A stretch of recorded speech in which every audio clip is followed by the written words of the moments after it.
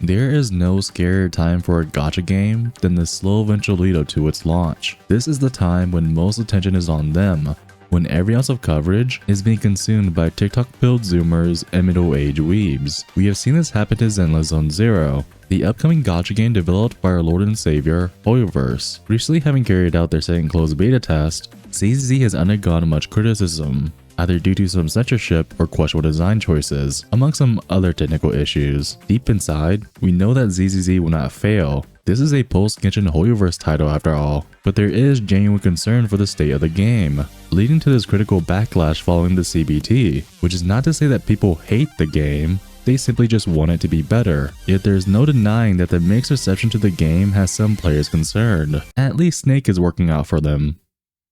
Well, most of the time. But without the safety net that is a brand such as Hoyoverse or Yostar, other gacha games tend to have it worse. There is no Arknight's fandom to be funneled into the Enfield pipeline. They are instead independent titles that can only capture a fraction of what other gachas can. But there have been some exceptions. Look at Reverse 1999 for example. This game comes from the studio Bluepock, an independent team that both developed and published the game with no other credit to their name. Yet despite being something of a smaller title, Reverse found itself in the limelight, becoming one of the more prevalent talking pieces of this year, at least in terms of gacha games. And that is due to multiple factors, from its unique concept to its stellar presentation, among others to which I shall cover later. But before that, I want to bring up another gacha game that also found major success, and this title may or may not come to you as a surprise. Genshin Impact is probably the largest gacha game released to this day, both in its overwhelming success as well as its dire risk. To those who may not know, Genshin was one of the largest risks any video game company has ever taken, with development and marketing costs that reached numbers of up to $100 million US. And prior to the game's development, the only major hit that MiHoYo had at the time was Honkai Impact 3rd, which yes, is still quite popular in the grand scheme of things, but in comparison to what Genshin had become, Honkai is practically just another gacha game to the wayside. No offense to those who enjoy Honkai by the way, but now Hoyoverse has become a juggernaut in the gacha game sphere, with multiple titles that are bound to be successful due to the power of their brand, to which I have nothing else to add. I think their success speaks for itself. The reason why I want to mention these games is to show that, no matter your history, whether you were an up and rising powerhouse of a company, or even just another independent studio trying to break into the scene, any gacha game is capable of reaching the heights of other big hitters, so long as they manage to play their cards right. And that is what I want to cover in this video. What does a gacha game need to succeed in the modern market, and how does the lasting impact of Genshin affect that market? To make sure this video is as objective as it can be, I am not going to cover factors like gameplay or graphics, because those tend to be very subjective to personal taste. No, not everyone likes the grounded art style of Arknights, and no, not everyone likes the elemental reaction gameplay of Genshin. I am going to talk about what I think to be some factors that every gacha game needs in order to succeed, or at the very least needs to hit the ground running. And I will be mentioning other gacha games to provide further examples. But that is all for introductions. Let us now talk about how Genshin Impact has changed modern gacha games.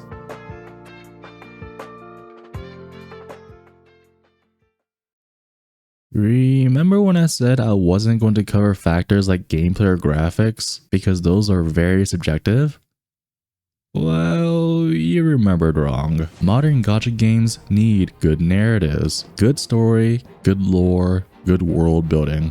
One or any combination of these are important for a gacha game success. There was a time when I would have been laughed at for saying narrative is important in a gacha game, because there is a reason why gacha gamers are so infamous for mashing that skip button. Until there was no skip button, and then everything changed. This is post-Genshin times we are talking about, Genshin Impact. A game so renowned that some people only play the game when there is new story content to do. And this expectation has sort of carried on into other gacha games as well, because what people tend to forget is that gacha games fall under the growing umbrella of live service video games. In other words, video games that are designed to ship content over time, rather than shipping one content complete package. The point of live service games is player retention, to make sure that players are either always playing the game or always coming back. And this is done through things such as dailies, weeklies, limited time events, limited time rewards, so on and so forth. This is how all gacha games operate, drip feeding content to ensure that you will feel the need to come back. Or, you can always fork up hundreds of thousands of dollars for some pretty pixels. Either way, you are doing exactly what these games want you to do. But after Genshin and the many new gacha gamers that had spawned as a result, now narrative has become a real reason to come back to a gacha game. Because due to the nature of live service games, rather than having to write one story from beginning to end, now you can write one story that is forever evolving over time, in addition to other stories that can be written along the way, further building on what story had come before. And so long as the players are happy with each new story, then there is enough reason for them to come back every so often. And that is not even mentioning other factors, like limited time events and rewards. Of course, that is not to say that there haven't been gacha games with good narratives. I mean, Fate Grand Order comes to mind, but narrative on its own has never really been the big selling point that Genshin has made it out to be. Only after Genshin did the wider market realize that gacha games can also have good stories. But how will this play out for a newer gacha game? Why should the narrative be prioritized above most everything else? Truth be told, new gacha games need some sort of hook in order to reel in players. A game can have good gameplay and good graphics, but those things tend to be the more stagnant elements of the game and can easily wear down over time. Especially for a gacha game, where a majority of your time is spent doing the same thing over and over again, but a narrative on the other hand is forever developing. Imagine playing a gacha game on release, and you find yourself falling in love with the characters, the story, the world, and you play this knowing that this is not the end. Your journey does not end once you finish the story on release. Your journey only ends once the game decides to end. That promise of being able to continue seeing the story and world you love is what keeps you playing. And in order to achieve that promise, new gacha games need to land that first impression. New gacha games need that one story beat, that one cliffhanger to really make the player say, yeah, I want to see more. Because while good gameplay and good graphics can do some of the legwork, a good narrative is ever more lasting. Assuming that the developers actually make the effort to do so, of course. But I'll leave that conversation for later. Right now, we are instead going to head straight into the next point of discussion. Okay, time for the obligatory Wuthering Waves section. Modern gacha games need good marketing. In the grand medium of entertainment, marketing is just as important of an asset as the production behind a piece of media. Look to the film industry, for example, where marketing expenses can either match the cost of production or even surpass it depending on the scale of the project. Marketing is vital in making sure a property is successful, because without anyone knowing what that property is, then it may as well not exist. Once again, the film industry. So for the very niche market that is gacha games, companies will have to do their all to get their game out there, especially so if they have no brand power behind their name.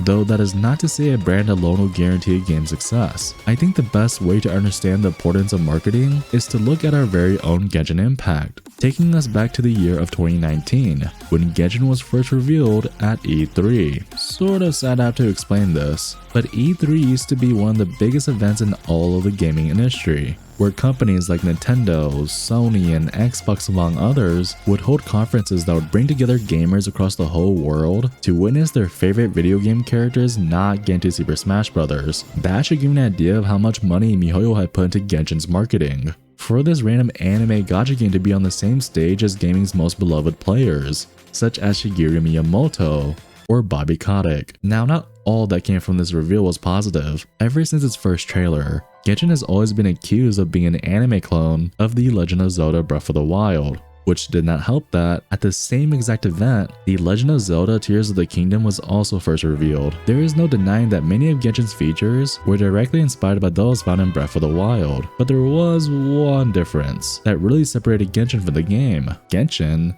is still not on the Nintendo Switch. 3 years, Hoyoverse.